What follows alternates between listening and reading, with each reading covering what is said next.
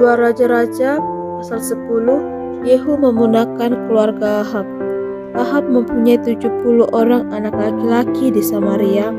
Yehu menulis surat dan mengirimnya ke Samaria, kepada pembesar kota itu, kepada para tua-tua dan kepada para pengasuh anak-anak Ahab, bunyinya, "Sekarang segera sesudah surat ini sampai kepadamu, kamu yang mempunyai anak-anak tuanmu di bawah pengawasanmu, lagi pula mempunyai kereta dan kuda dan kota yang berkubu serta senjata, maka pilihlah seorang yang terbaik dan yang paling tepat dari antara anak laki-laki tuanmu.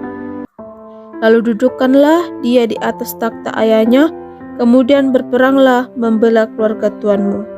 Tetapi mereka sangat takut dan berkata, "Sedangkan kedua raja itu tidak dapat bertahan menghadapinya, bagaimana mungkin kita ini dapat bertahan?"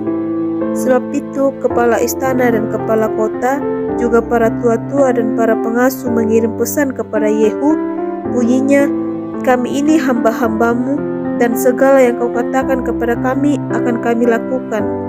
Kami tidak hendak mengangkat seorang menjadi raja. Lakukanlah apa yang baik menurut pemandanganmu."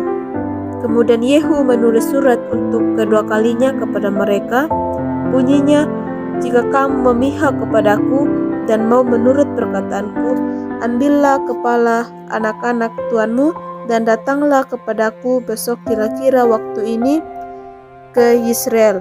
Adapun ke-70 anak raja itu tinggal bersama-sama orang-orang besar di kota itu yang mendidik mereka. Tak kala surat itu sampai kepada mereka, mereka mengambil anak-anak raja itu, menyembelih ke-70 orang itu, menaruh kepala orang-orang itu ke dalam keranjang dan mengirimkan semuanya itu kepada Yehu di Israel. Ketika suruhan datang memberitahukan kepadanya, telah dibawa orang kepala anak-anak raja itu, berkatalah Yehu, "Susunlah semuanya menjadi 2 timbunan di depan pintu gerbang sampai pagi." Pada paginya, keluarlah Yehu, berdirilah ia, lalu berkata kepada segenap orang banyak, "Kamu ini tidak bersalah. Memang akulah yang telah mengadakan persepakatan melawan tuanku dan telah membunuh dia. Tetapi semua orang ini, siapakah yang membunuh mereka? Ketahuilah sekarang bahwa firman Tuhan yang telah diucapkan Tuhan tentang keluarga Ahab tidak ada yang tidak terpenuhi. Tuhan telah melakukan apa yang difirmankannya dengan perantaraan Elia hambanya."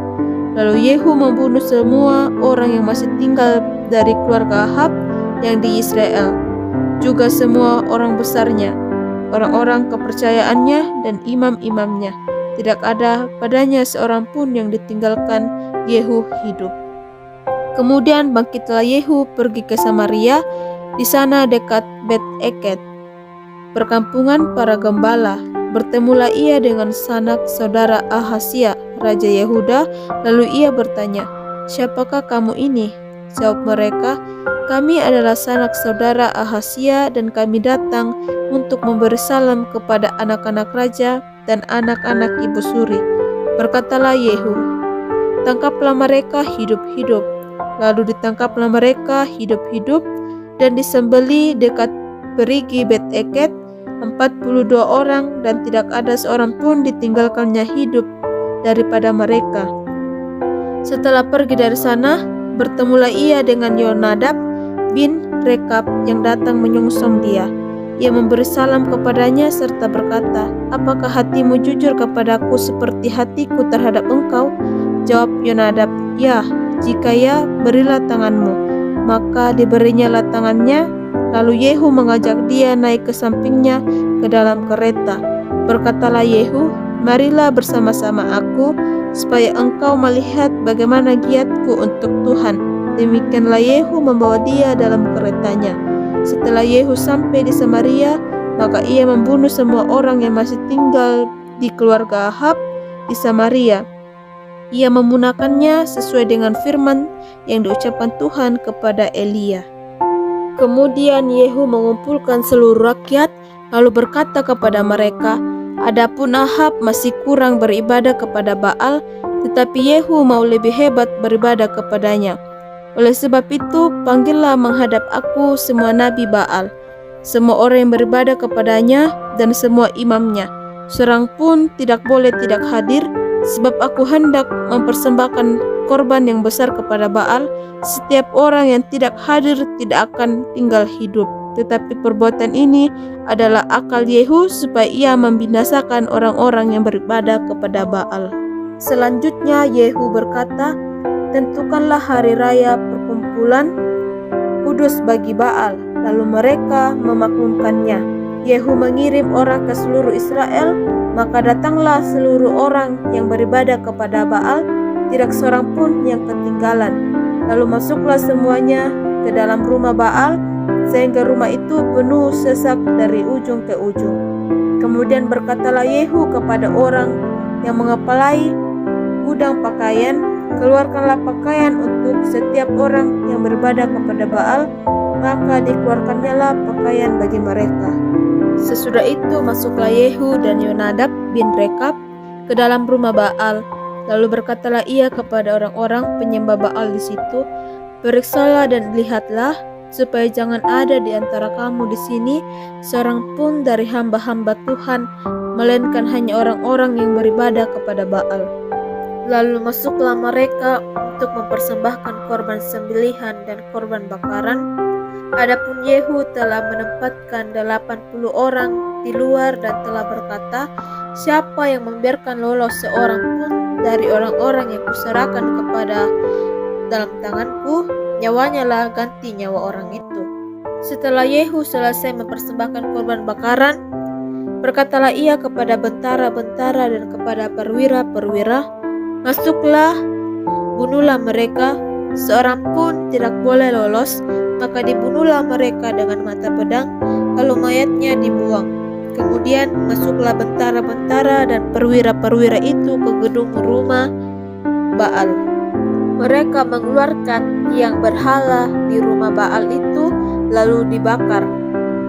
Mereka merobohkan tubuh berhala Baal itu, merobohkan juga rumah Baal, dan membuatnya menjadi jamban. Begitulah sampai hari ini. Demikianlah Yehu memunahkan Baal dari Israel. Hanya Yehu tidak menjauh dari dosa-dosa Yerobeam bin Nebat yang mengakibatkan orang Israel berdosa pula, yakni dosa penyembahan anak-anak lembu emas yang di Betel dan yang di Dan. Berfirmanlah Tuhan kepada Yehu, oleh karena engkau telah berbuat baik dengan melakukan apa yang benar di mataku, dan telah berbuat kepada keluarga Ahab tepat seperti yang dikehendaki hatiku, maka anak-anakmu akan duduk di atas takhta Israel sampai keturunan yang keempat. Tetapi Yehu tidak tetap hidup menurut hukum Tuhan Allah Israel dengan segenap hatinya. Ia tidak menjauh dari dosa-dosa Yerobeam yang mengakibatkan orang Israel berdosa pula.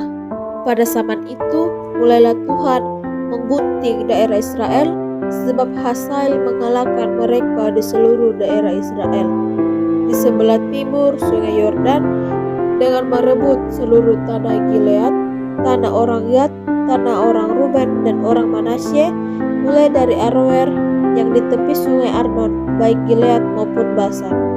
Selebihnya dari riwayat Yehu dan segala yang dilakukannya dan segala kepelawahanannya, bukankah semuanya itu tertulis dalam kitab sejarah raja-raja Israel? Kemudian Yehu mendapat perhentian bersama-sama dengan nenek moyangnya, dan ia dikuburkan di Samaria. Maka Yoahaz anaknya menjadi raja menggantikan dia. Adapun lamanya Yehu menjadi raja atas Israel di Samaria adalah 28 tahun. Ketika Atalia ibu Ahazia melihat bahwa anaknya sudah mati, maka bangkitlah ia membinasakan semua keturunan raja. Tetapi Yoseba anak perempuan Raja Yoram, saudara perempuan Ahazia, mengambil Yoas bin Ahazia, menculik dia dari tengah-tengah anak-anak raja yang hendak dibunuh itu, memasukkan dia dengan inang penyusunya ke dalam gudang tempat tidur, dan menyembunyikan dia terhadap Atalia sehingga dia tidak dibunuh. Maka tinggallah dia 6 tahun lamanya bersama-sama perempuan itu dengan bersembunyi di rumah Tuhan. Sementara Atalia memerintah negeri. Dalam tahun yang ke-7, Yoyada mengundang para kepala pasukan 100 dari orang Kari dan dari pasukan bentara penunggu. Disuruhnyalah mereka datang kepadanya di rumah Tuhan, lalu diikatnya perjanjian dengan mereka dengan menyuruh mereka bersumpah di rumah Tuhan. Kemudian diperlihatkannyalah anak raja itu kepada mereka. Sesudah itu ia memerintahkan kepada mereka, inilah yang harus kamu lakukan. Sepertiga dari kamu, yakni yang selesai bertugas pada hari Sabat di sini, tetapi mengawal di istana raja. Sepertiga lagi ada di pintu gerbang sur, dan sepertiga pula di pintu gerbang di belakang para bentara penunggu. Haruslah mengawal di istana. Dan kedua regu daripada kamu, yakni semua orang yang bertugas di sini pada hari Sabat dan mengawal di rumah Tuhan, haruslah mengelilingi raja dari segala penjuru, masing-masing dengan senjatanya di tangannya, dan siapa yang mendatangi barisan haruslah mati dibunuh. Dan baiklah kamu menyertai raja setiap kali ia keluar atau masuk. Para kepala pasukan 100 itu melakukan tepat seperti yang diperintahkan Imam Yoyada. Masing-masing mengambil orang-orangnya yang selesai bertugas pada hari Sabat bersama-sama dengan orang-orang yang masuk bertugas pada hari itu. Lalu datanglah mereka kepada Imam Yoyada. Imam memberikan kepada mereka kepala pasukan 100 itu tombak-tombak dan perisai-perisai kepunyaan Raja Daud yang ada di rumah Tuhan. Kemudian para bentara itu masing-masing dengan senjatanya di tangannya mengambilnya tempat di dalam lambung kanan sampai ke lambung kiri rumah itu dengan mengelilingi mesbah dan rumah itu untuk melindungi raja. Sesudah itu Yoyada membawa anak raja itu keluar, mengenakan jejamang kepadanya dan memberikan hukum Allah kepadanya. Mereka menobatkan dia menjadi raja serta mengurapinya, dan sambil bertepuk tangan berserulah mereka, hiduplah raja. Ketika Atalia mendengar suara bentara-bentara penunggu dan rakyat, pergilah ia mendapatkan rakyat itu ke dalam rumah Tuhan. Lalu dilihatnyalah raja berdiri dekat tiang menurut kebiasaan, sedang para pemimpin dengan para pemegang nafiri ada dekat raja, dan seluruh rakyat negeri bersukaria sambil meniup nafiri. Maka Atalia mengoyakkan pakaiannya sambil berseru, "Khianat, khianat!" Tetapi Imam Yoyada memerintahkan para kepala pasukan 100, yakni orang-orang yang mengeplai tentara, katanya kepada mereka, bawalah dia pergi dari barisan. Siapa yang memihak kepadanya, bunuhlah dengan pedang. Sebab tadinya imam itu telah berkata, janganlah ia dibunuh di rumah Tuhan. Lalu mereka menangkap perempuan itu pada waktu ia masuk ke istana raja dengan melalui pintu bagi kuda, dibunuhlah dia di situ. Kemudian Yoyada mengikat perjanjian antara Tuhan dengan rakyat, bahwa mereka menjadi umat Tuhan, juga raja dengan rakyat. Sesudah itu masuklah seluruh rakyat negeri ke rumah Baal, lalu merobohkannya. Mereka memecahkan sama sekali mesbah-mesbahnya dan patung-patung, dan membunuh Matan imam Baal. Di depan mesbah-mesbah itu, kemudian Imam Yoyada mengangkat penjaga-penjaga untuk rumah Tuhan. Sesudah itu, ia mengajak para kepala pasukan 100, orang-orang Kari dan para bentara penunggu, dan seluruh rakyat negeri. Lalu mereka membawa raja turun dari rumah Tuhan. Mereka masuk ke istana raja melalui pintu gerbang para bentara.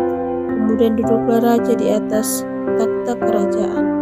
Bersukarialah seluruh rakyat negeri, dan amanlah kota itu setelah Atalia mati dibunuh dengan pedang di istana raja. Yoas berumur 7 tahun pada waktu ia menjadi raja. Dalam tahun ke-7 zaman Yehu, Yoas menjadi raja dan 40 tahun lamanya ia memerintah di Yerusalem. Nama ibunya ialah Sibia dari Beersheba. Yoas melakukan apa yang benar di mata Tuhan seumur hidupnya, selama Imam Yoyada mengajar dia. Namun demikian, bukit-bukit pengorbanan tidaklah dijauhkan. Bangsa itu masih mempersembahkan dan membakar korban di bukit-bukit itu.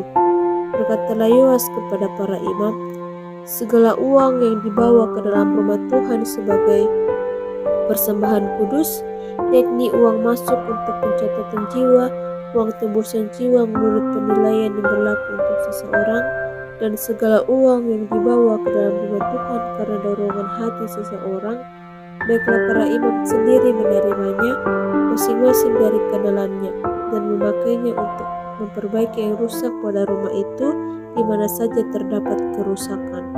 Tetapi dalam tahun ke-23 zaman Raja Yoas, para imam belum juga memperbaiki kerusakan rumah itu. Sebab itu Raja Yoas memanggil Imam Yoyada dan imam-imam lain serta berkata kepada mereka, "Mengapa kamu tidak perbaiki kerusakan rumah itu? Maka sekarang tidak pula boleh kamu menerima uang dari kenalan-kenalanmu, tetapi serahkanlah itu untuk memperbaiki kerusakan rumah itu."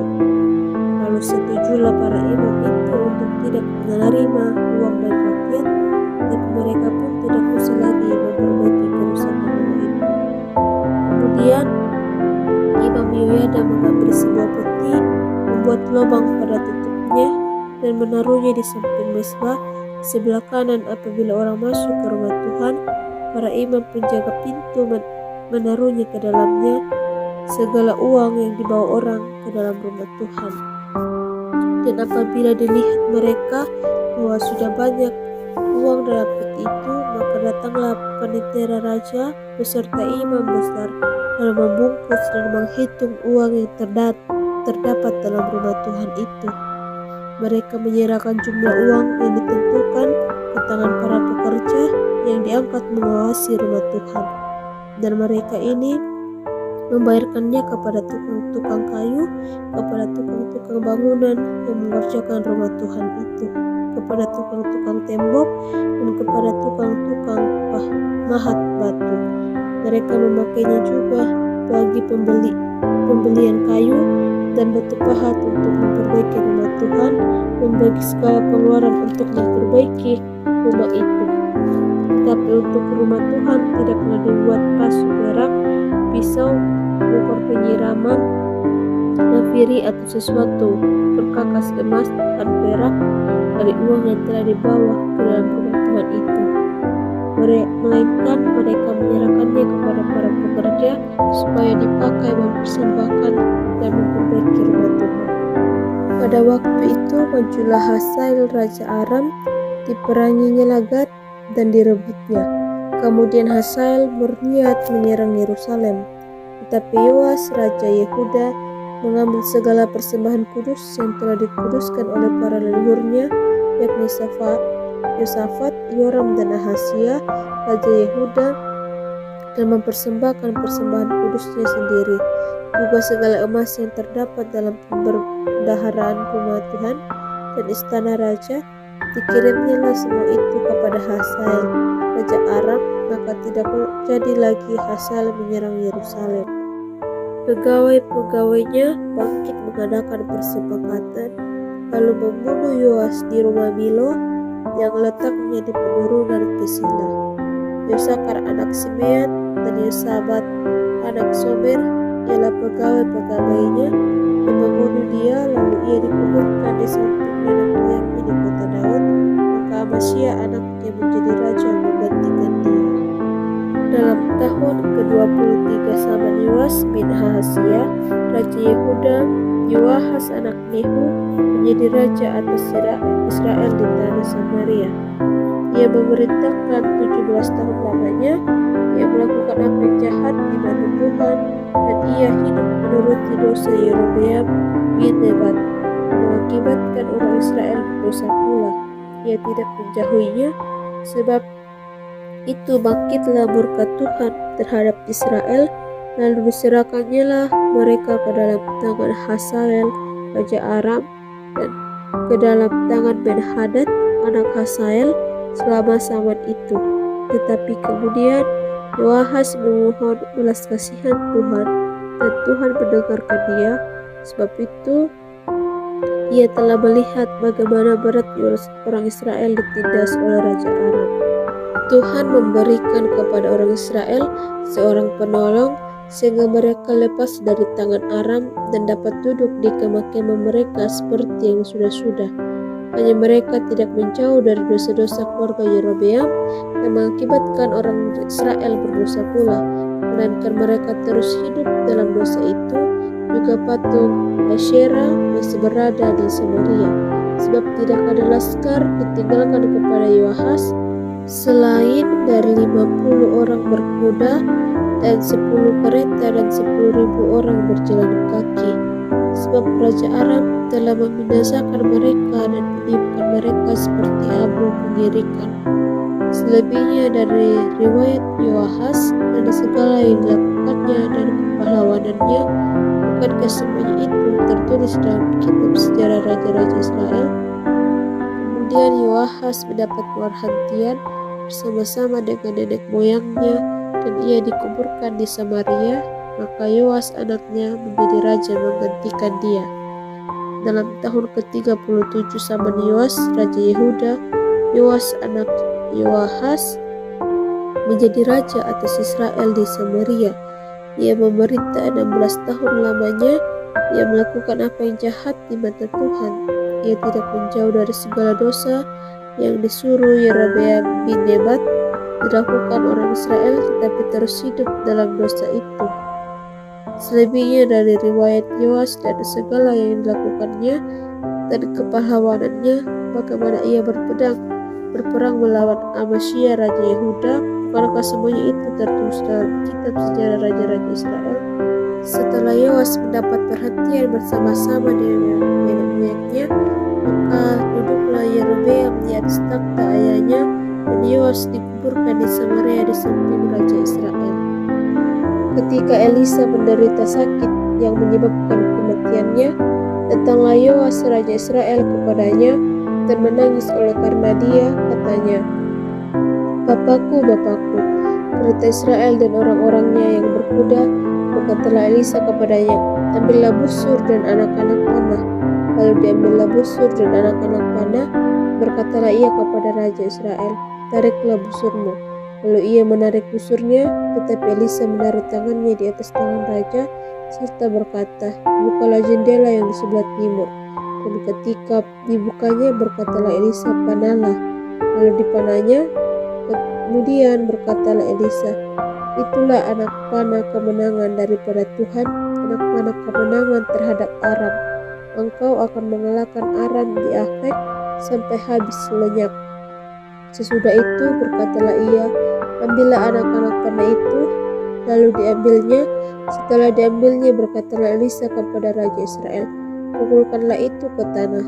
Lalu dipukulkan 3 kali, kemudian ia berhenti. Tetapi gusarlah abdi Allah itu kepadanya serta berkata, seharusnya engkau memukulnya 5 atau 6 kali. Dengan berbuat demikian, engkau akan memukul Aram sampai habis lenyap. Tapi sekarang hanya 3 kali saja engkau akan memukul Aram. Sesudah itu matilah Elisa, lalu ia dikuburkan. Adapun gerombolan Moab sering memasuki negeri itu pada pergantian tahun. Dan suatu kali orang sedang menguburkan mayat, ketika mereka melihat gerombolan datang, dicampakkan merekalah mayat itu ke dalam kubur Elisa, lalu pergi demi mayat itu karena kepada tulang-tulang Elisa, maka hiduplah ia kembali dan bangun berdiri. Dalam tahun kedua zaman Yoas bin Yoahas raja Israel, Amasya anak Yoas raja Yehuda menjadi raja. Ia berumur 25 tahun pada waktu ia menjadi raja, dan 29 tahun lamanya ia memerintah di Yerusalem. Nama ibunya ialah Yoadan dari Yerusalem. Ia melakukan apa yang benar di mata Tuhan, hanya bukan seperti Daud bapa leluhurnya. Ia berbuat seperti yang diperbuat Yoas ayahnya, Namun demikian, bukit-bukit pengorbanan tidaklah dijauhkan. Bangsa itu masih mempersembahkan dan membakar korban di bukit-bukit itu.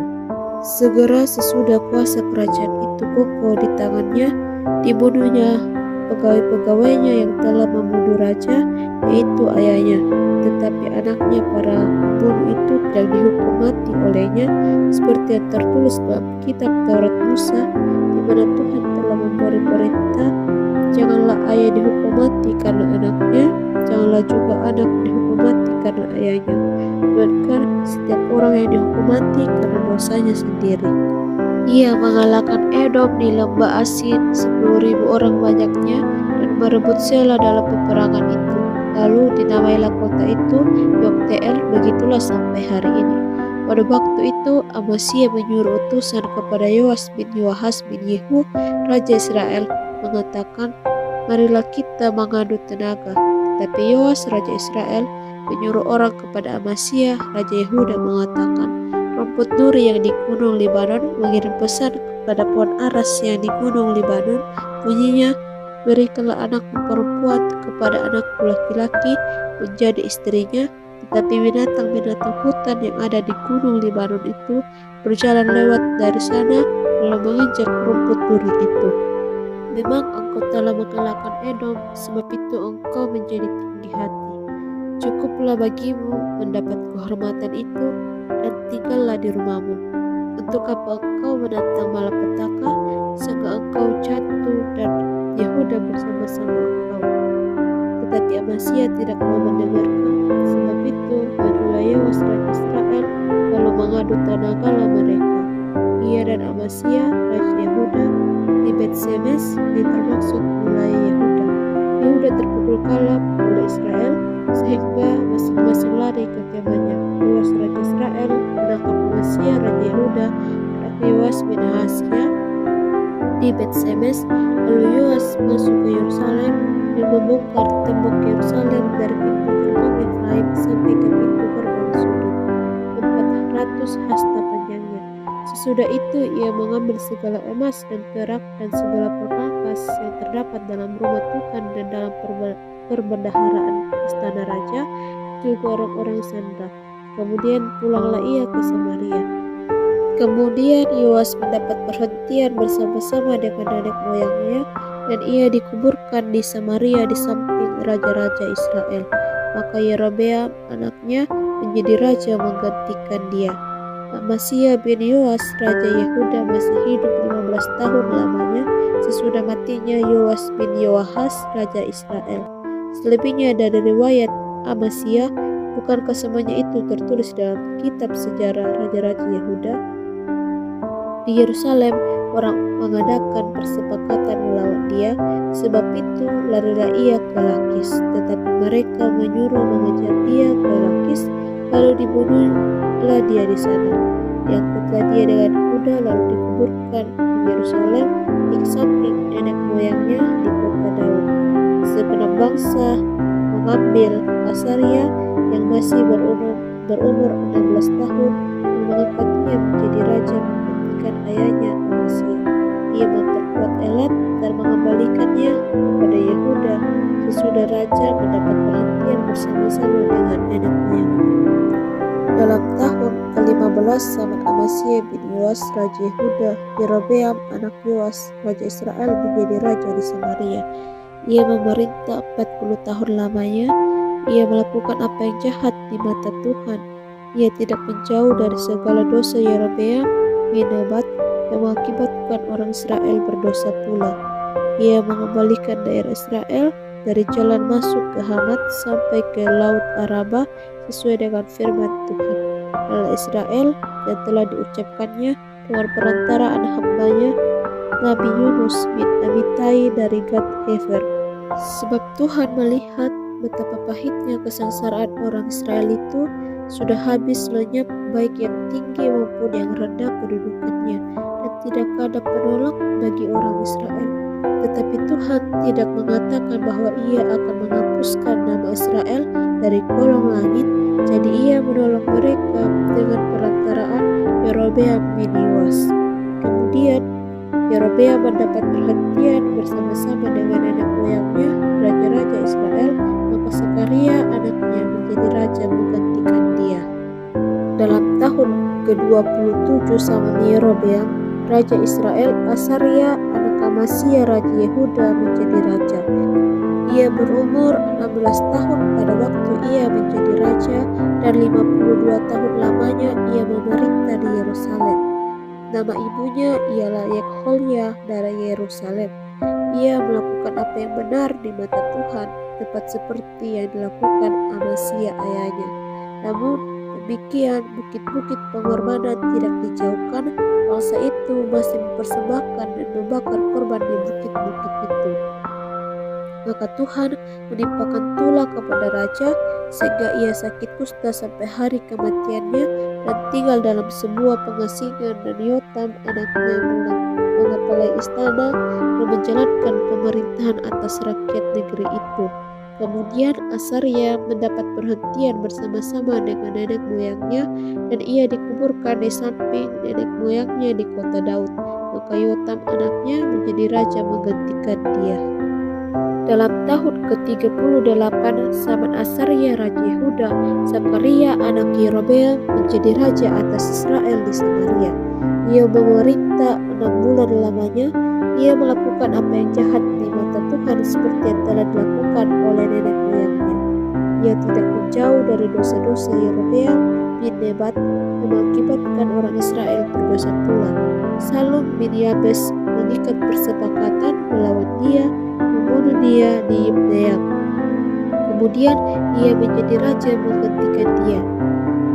Bukankah begini firman Tuhan yang diucapkannya kepada Yehu, anak-anakmu sampai kepada keturunan yang keempat akan duduk di atas takhta Israel, dan terjadilah demikian.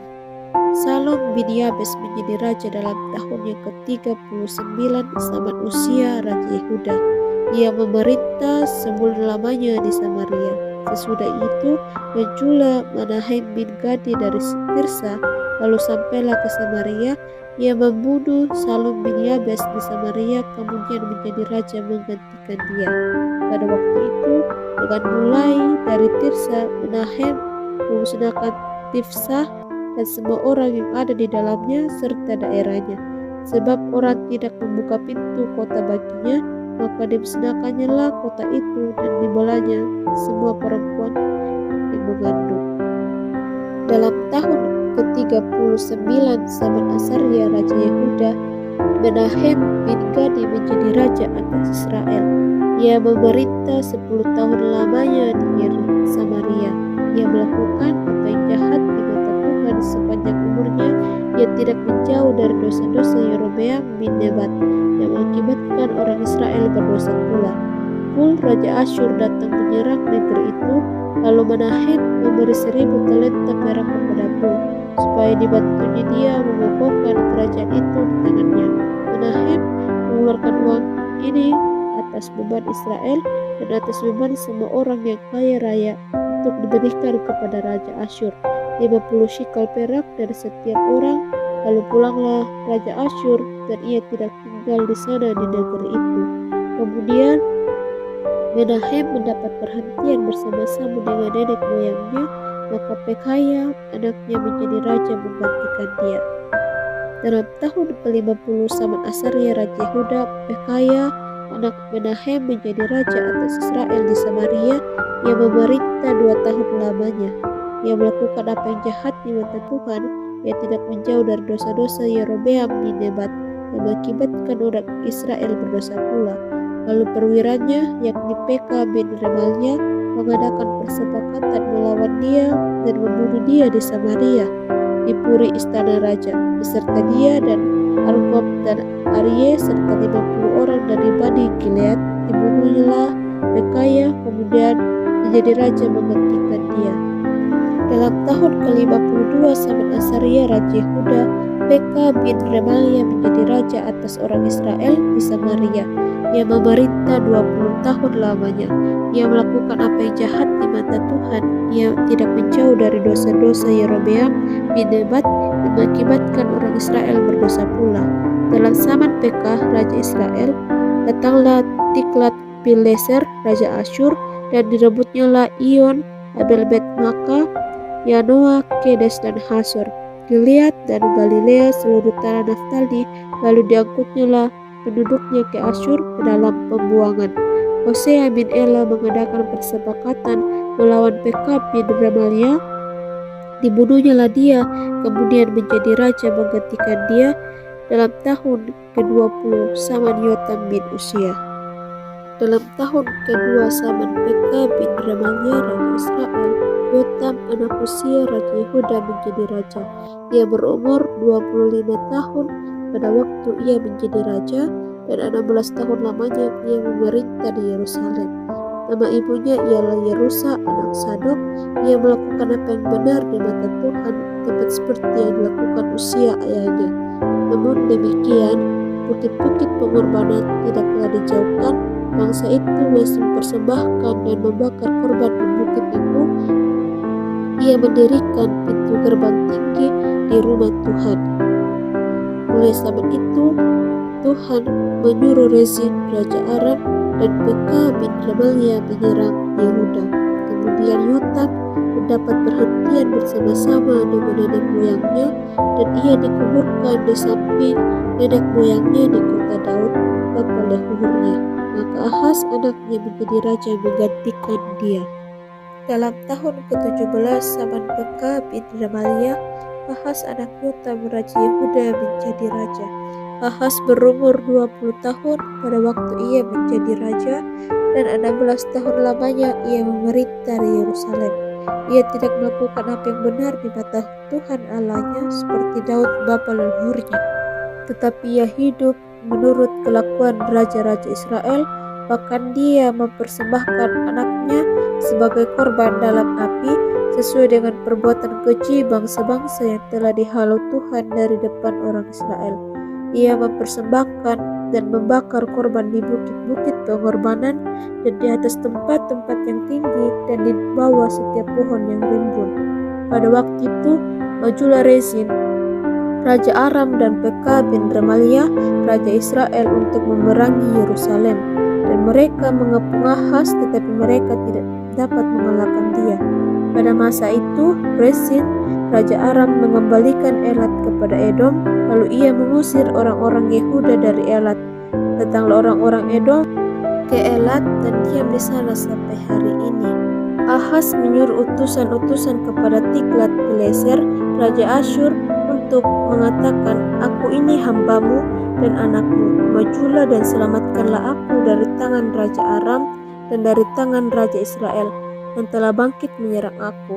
Ahaz mengambil perak dan emas yang terdapat dalam rumah Tuhan dan dalam perbendaharaan istana raja, dan mengirimnya kepada raja Asyur sebagai persembahan. Maka raja Asyur mendengarkan permintaannya dan maju melawan Damsyik, merebutnya dan mengangkut penduduknya tertawan ke Kir, tetapi Rezin dibunuhnya. Sesudah itu pergilah raja Ahaz menemui Tiglat-Pileser raja Asyur ke Damsyik. Setelah raja Ahaz melihat mezbah yang ada di Damsyik, dikirimnyalah kepada Imam Uria ukuran dan bagan mezbah itu menurut buatannya yang tepat. Lalu Imam Uria mendirikan mezbah tepat seperti keterangan yang dikirimkan raja Ahaz dari Damsyik. Demikianlah dibuat Imam Uria menjelang datangnya raja Ahaz dari Damsyik. Setelah raja pulang dari Damsyik, maka raja melihat mezbah itu, lalu mendekatlah raja kepada mezbah itu, naik ke atasnya, membakar korban bakarannya dan korban sajiannya, mencurahkan korban curahannya di atas mezbah itu, dan menyiramkan darah korban keselamatannya kepadanya. Kemudian raja Ahaz memerintahkan kepada Imam Uria, "Bakarlah di atas mezbah besar itu korban bakaran pagi dan korban sajian petang, juga korban bakaran dan korban sajian raja, lagi korban bakaran dan korban sajian dan korban-korban curahan seluruh rakyat negeri. Dan siramkanlah kepadanya segenap darah korban bakaran dan segenap darah korban sembelihan. Tetapi mezbah tembaga itu adalah urusanku." Lalu Imam Uria melakukan tepat seperti yang diperintahkan Raja Ahaz. Sesudah itu Raja Ahaz memotong papan penutup kereta penopang dan menyingkirkan bejana pembasuh dari atasnya. Juga Laut itu diturunkannya dari atas lembu tembaga yang mendukungnya dan ditaruhnya di atas alas batu. Selanjutnya, demi Raja Asyur disingkirkannya dari rumah Tuhan serambi tertutup untuk hari Sabat dan telah didirikan pada rumah Tuhan, juga pintu masuk untuk raja yang di sebelah timur. Kemudian Ahaz mendapat perhentian bersama-sama dengan nenek moyangnya dan ia dikuburkan di samping nenek moyangnya di kota Daud. Maka Hizkia anaknya menjadi raja menggantikan dia. Dalam tahun ke-12 zaman Ahaz raja Yehuda, Hosea bin Ela menjadi raja di Samaria atas Israel. Ia memerintah 9 tahun lamanya.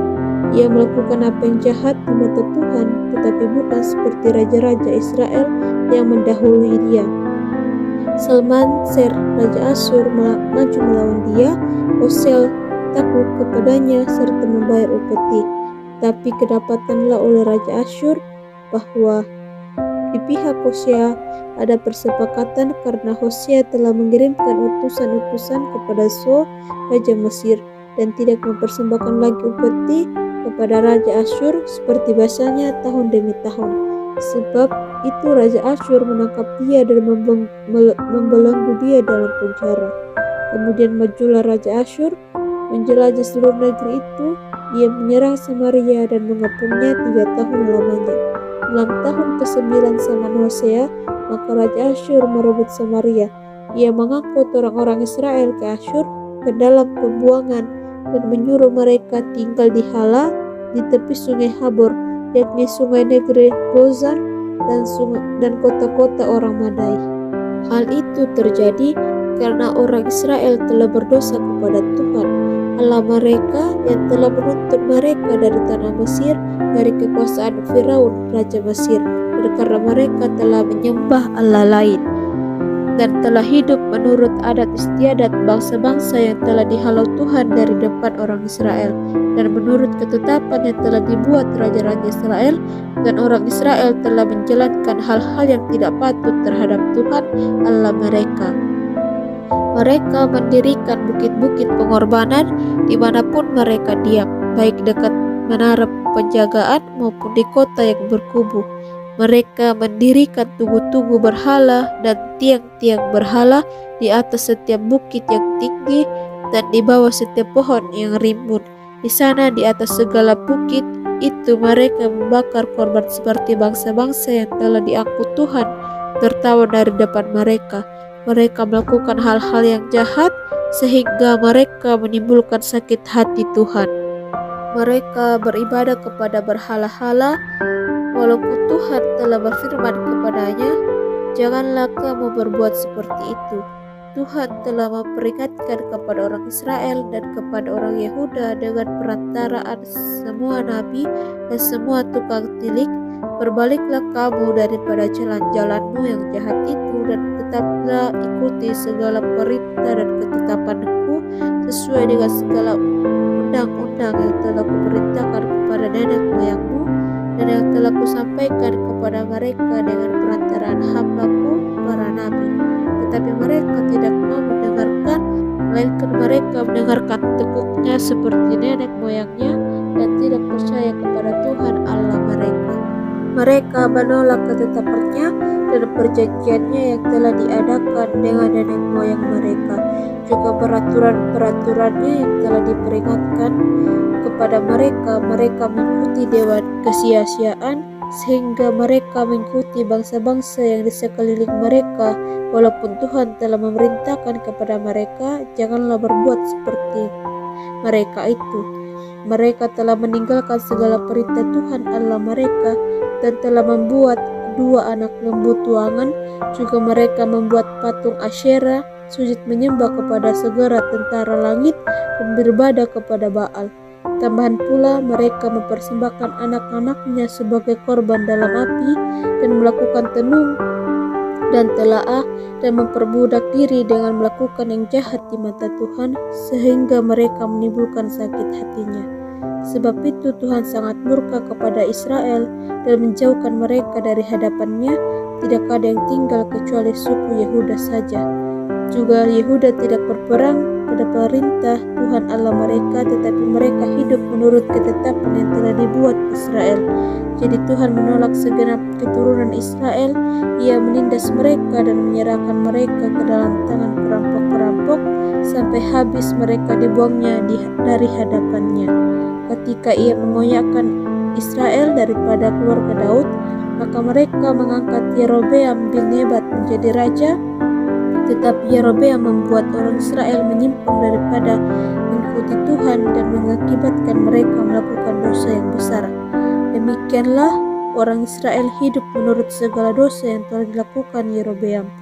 Mereka tidak menjauhinya sampai Tuhan menjauhkan orang Israel dari hadapannya, seperti telah difirmankannya dengan perantaraan semua hambanya, para nabi. Orang Israel diangkut dari tanahnya ke Asyur ke dalam pembuangan. Demikianlah sampai hari ini. Raja Asyur mengangkut orang dari Babel, dari Kuta, dari Awa, dari Hamat, dan Sefarwaim. Lalu menyuruh mereka diam di kota-kota Samaria menggantikan orang Israel. Maka orang-orang itu pun menduduki Samaria dan diam di kota-kotanya. Pada mulanya, waktu mereka diam di sana, tidaklah mereka takut kepada Tuhan. Sebab itu Tuhan melepaskan singa-singa ke antara mereka yang membunuh beberapa orang di antara mereka.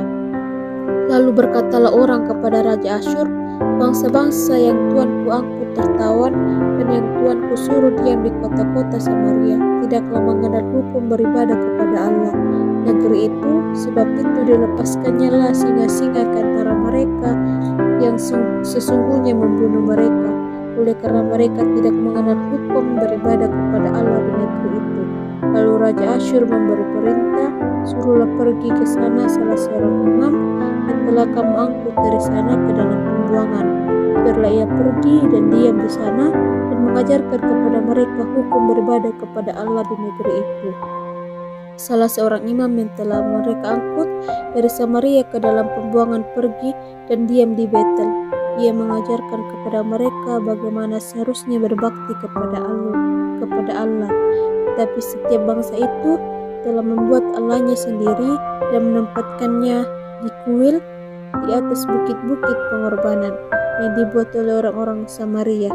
Setiap bangsa bertindak demikian di kota-kota yang mereka diami. Orang-orang Babel membuat patung Sukot Benot, orang-orang Kuta membuat patung Nergal, orang-orang Hamat membuat patung Asima, dan orang-orang Awah membuat patung Nibhas dan Tartak. Orang-orang Sefarwaim membakar anak-anak mereka sebagai korban bagi Adramelek dan Anamelek, para Allah di Serfaim. Di samping itu, mereka berbakti kepada Tuhan dan mengangkat dari kalangan mereka imam untuk bukit-bukit pengorbanan. Maka orang-orang inilah yang melakukan ibadah bagi mereka di kuil di atas bukit-bukit pengorbanan itu. Dan mereka berbakti kepada Tuhan, tetapi dalam pada itu mereka beribadah kepada Allah mereka sesuai dengan adat bangsa-bangsa yang dari antaranya mereka angkut tertawan. Sampai hari ini mereka berbuat sesuai dengan adat yang dahulu. Mereka tidak berbakti kepada Tuhan dan tidak berbuat sesuai dengan ketetapan, hukum, undang-undang, dan perintah yang diperintahkan Tuhan kepada anak-anak Yakub yang telah dinamainya Israel. Tuhan telah mengadakan perjanjian dengan mereka dan memberi perintah kepada mereka, janganlah berbakti kepada Allah lain, jangan sujud menyembah kepadanya, jangan beribadah kepadanya, dan janganlah mempersembahkan korban kepadanya.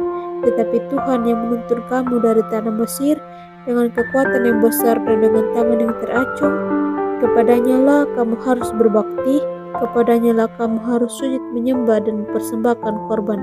Tetapi kamu harus berpegang kepada ketetapan-ketetapan, peraturan-peraturan, hukum-hukum, dan perintah yang telah ditulisnya bagimu dengan melakukannya senantiasa dengan setia. Dan janganlah kamu berbakti kepada Allah lain. Janganlah kamu melupakan perjanjian yang telah kuadakan dengan kamu, dan janganlah kamu berbakti kepada Allah lain, melainkan kepada Tuhan Allahmu kamu harus berbakti, maka Ia akan melepaskan kamu dari tangan semua musuhmu. Tetapi mereka tidak mau mendengarkan, melainkan mereka berbuat sesuai dengan adat mereka yang dahulu. Demikianlah bangsa-bangsa ini berbakti kepada Tuhan, tetapi pada itu mereka beribadah juga kepada patung-patung mereka. Baik anak-anak mereka maupun cucu cicit mereka melakukan seperti yang telah dilakukan nenek moyang mereka sampai hari ini.